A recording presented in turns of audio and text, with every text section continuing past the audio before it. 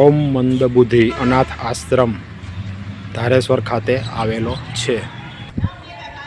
આશ્રમ ધારેશ્વર ખાતે આવેલા ઓમ મંદબુદ્ધિ અનાથ આશ્રમમાં આજે હું બગીચાના મુલાકાતે આવેલો છું.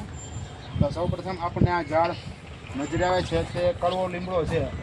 ત્યારબાદ આ જે ફૂલવાળું ઝાડ છે એ છે ને ઝાડ છે આમ ફૂલ એની મેળે ઝાડ છે ઉગી નીકળે જંગલી ઝાડ છે. કડવો લીમડાની બાજુમાં હા, લીમડા ઉપર ગળો ચડેલ છે. લીમડાનો ગળો છે ઔષધિમાં એ બધી વેલો છે જંગલી. બીજો પણ એક વેલો છે શાકભાજી. ઠીક છે. આ કયું ઝાડ છે આપણે વાવેતર કર્યું હતું એ છે ઉમરો, જે જમીનના તળમાંથી પાણીને ખેંચે. ઓહો. જ્યાં જ્યાં ઉમરો હોય અને ઉમરોમાં ફળ ખૂબ આવે એ ફળ પક્ષીઓ ખૂબ ખાય. એટલે પશુ પક્ષીઓ અને જીવજંતુઓ માટે આ વૃક્ષોનું વાવેતર કરેલું છે. એટલે ટોટલ આપણી પાસે ઉમરા 2 છે, મોટા મોટા થઈ ગયા છે. આ એની મેળે ઉગી નીકળેલા આવડ છે, બાવળનો ભાઈ. હા, એમાં કાંટા ન હોય. બાવળમાં કાંટા હોય, આવડમાં કાંટા ન હોય. સોજો ઉતારવા માટે ખૂબ ઉપયોગી કોઈ પણ વસ્તુમાં. સોજો એના માટે બાજુમાં ઝાડ છે શાનું છે? એની મેળે ઉગી નીકળેલું ઝાડ છે, વનસ્પતિ છે. કરંજ છે, કરંજ છે, દાંતણ માટે ખૂબ ઉપયોગી. હા, જે દાંતણ કરવાય.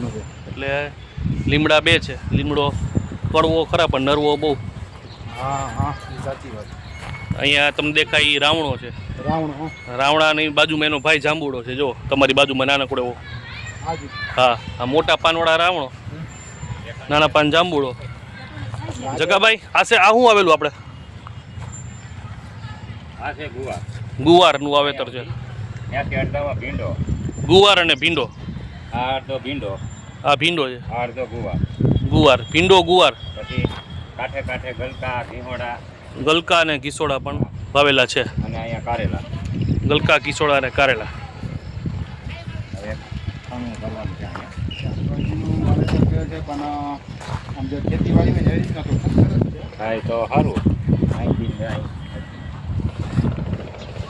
પછી જે ચકલાને એને ખૂબ પસંદ છે એવું બોરસલીનું ઝાડ.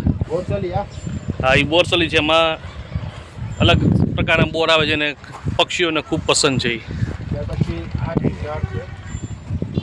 એ પણ કરંજ છે. હા, કરંજ એટલે દાંતણ માટે. આ પોલ જે